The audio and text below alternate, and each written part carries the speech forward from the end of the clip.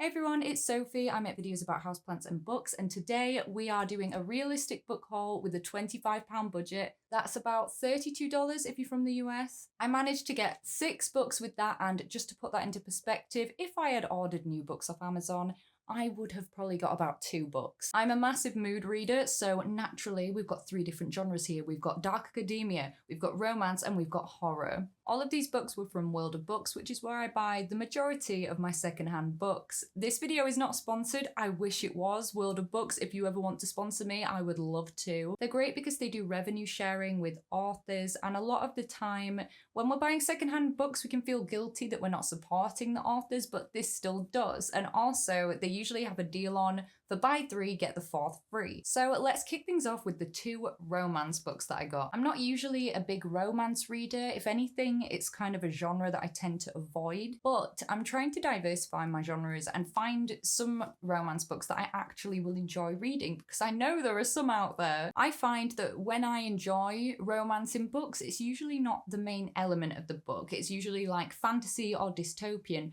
with some romance in it, or it's just inherently queer. My first pick was The Love Hypothesis by Ali Hazelwood, and it was supposed to be £3.50, but this ended up being the one that I got for free in the deal. I really enjoy books with characters in science. I know that sounds so very niche. Some of my favourite characters are Elizabeth Zott from Lessons in Chemistry and Emily Wilde. So I thought a romance with 2 scientists had a good chance of winning me over. The main characters find themselves in a fake relationship to please others in their life, and then feelings develop. That's it, that's all I know, but I've got high hopes for this one. By the way, I'm sorry if the lighting's weird. I'm trying to use natural light as an experiment. It's not going well. Is what it is.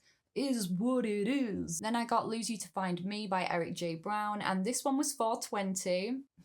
This will be my 3rd book by Eric J. Brown, but the first one that's a straight up romance by him, and I absolutely love his dystopian duology, All That's Left at the End of the World. It was in my top 10 books from last year.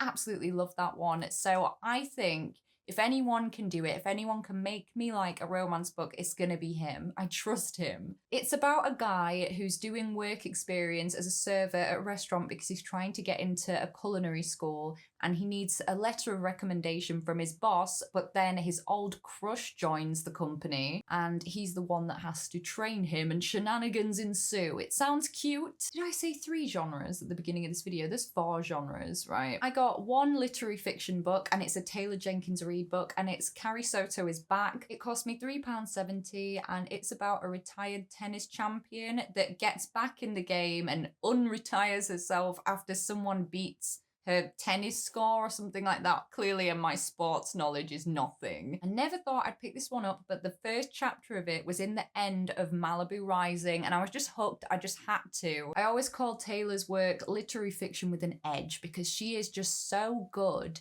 at creating these beautiful, believable, developed characters that really pull at your heartstrings, but in a really accessible way. Her stories hit really hard. I loved The 7 Husbands of Evelyn Hugo so much. So today we have a first for me, and it's my first ever sport-related book. I'm not a sporty person, you know, I have multiple disabilities. My mobility is When I was at school, my PE teacher used to say that it would be unfair to let someone else play with me. So they used to make me do tennis against a wall on my own. Ableism. Sport fiction. It's definitely been a trend a lot on Book Talk and on Instagram, but it just reminds me of the end of the school term when the PE teacher had had enough and they'd stick on jumping, you know, for a few hours, and that'd be that. But if there's anyone who's gonna get me to like sports fiction, it's gonna be Taylor Jenkins Reid. Then we move into horror. What?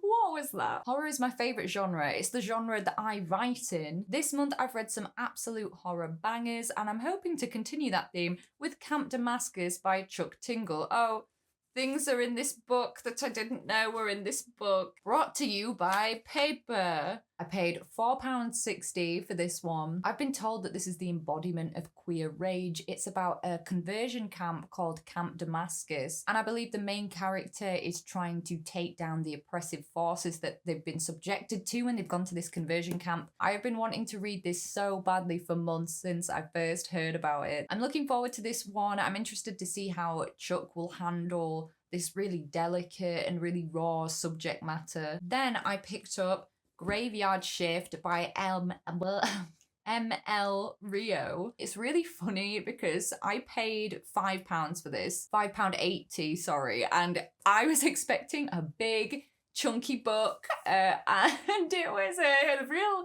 little slim little novel here. It sounds very good though, and this is the author of If We Were Villains. I don't mind it being this short if what is in these limited pages is brilliant. So I hope that it's brilliant. All I know about this one is that it's, quote, a story about a ragtag group of graveyard night workers. Every night in the college's ancient cemetery, 5 people cross paths as they work the late shift. A bartender, a rideshare driver, a hotel receptionist, the steward of the derelict church that looms over them, and the editor-in-chief of the college paper, always in search of a story.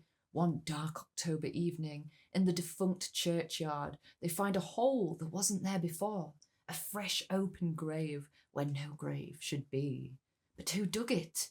And for what? This one is part of my quest to try and find a second comp for my book, for my query letter, because you need to find like modern works of fiction that are similar to your work, and everything that I want to comp it to, like Silent Hill, it's like a really good comp, but it's too old. Like, you need more modern stuff than that. But luckily, this month I did find my first comp, and it is Monstrilio, if anyone's wondering. So if you enjoyed Monstrilio, I really think that you will like my book. I'm looking for one that has a very claustrophobic gothic setting, but incorporates body horror in a similar way that I do. So if you know any books like that, please do let me know in the comments down below, published within the last 5 years, please. Finally, in the dark academia genre, though I do feel like this one's going to have some crossovers with horror as well, we have Ninth House by Leigh Bardugo, and this one was £4. This is the first time that I have bought an additional book from an author when I already own books of theirs that I have not read yet. But I did have a little peruse of the first few chapters of Shadow and Bone the other day, and I can tell that I really get on with Leigh's writing style. So when I heard the premise for this one, I had no qualms about purchasing it. This is the first half of a duology, and it follows Alex after she's dropped out of school. She's got involved with some shady dealings, but ultimately she ends up getting a scholarship offered to her to go to Yale. And when she's at Yale, it's all secret societies, occult shenanigans, all that dark academia stuff that we've come to love. And that was all I needed to know about this one, quite frankly, because I'm very excited. By the time Alex managed to get the blood out of her good wool coat, it was too warm to wear it. And that's all. Oh man, I just creased the cover. Do you see that? I did that just now. Terrible. And that's all the books, coming in at a total of £22.30, which means I was £2.70 under budget. Success! Kapla! And I think I got a good selection. I am so excited to get started with some of these. I've seen a handful of people on YouTube recently posting hauls with over 100 brand new books in the video. And while there's nothing necessarily wrong with that, like, you make your money, you spend it how you like, I just wanted to do this video as a little reminder that for most people, we're not in a position to do that, and that's fine. Most of us are thinking about budgeting and how we're going to pay our bills, and if that's you, there are more affordable options out there. Another thing I like to do is swap books with my friend Battle, and if one of us buys it, it's just kind of a given that we're both going to read it, and that helps us save some money as well. Also, of course, there's the library, but there is something to be said about the home library and owning your own books that a lot of people, me included, find very wholesome, and it brings us a lot of joy. So I'm really glad that places like World of Books are making it easier to find secondhand books that I specifically want, rather than just like going into Oxfam, that's a charity shop if you don't have that near you, an Oxfam, you know, and just seeing what they've got in cancer research or in the RSPCA shop, because while There's been a couple of like good finds like in those shops.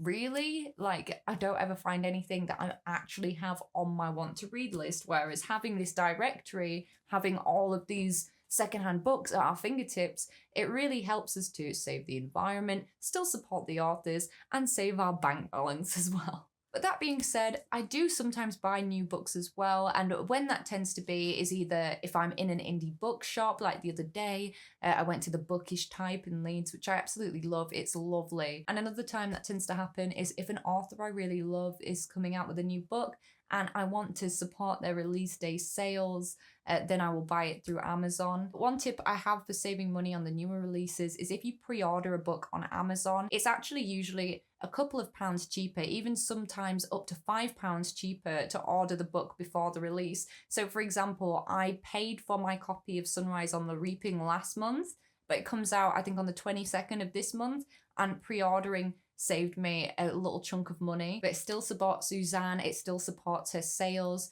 on that day, because first day sales in books are really important. Anyway, that's it for this video. I hope you guys enjoyed it. I make videos about books and houseplants, so if either of those things interest you, please do hit that button, subscribe to be notified when I next make a video. I'll leave a link to my Fable book club in the description box down below. It's called Frog Hoppers. We do genre jumping and mood reading. Thanks so much for watching. You are amazing, you are awesome, and you are gold.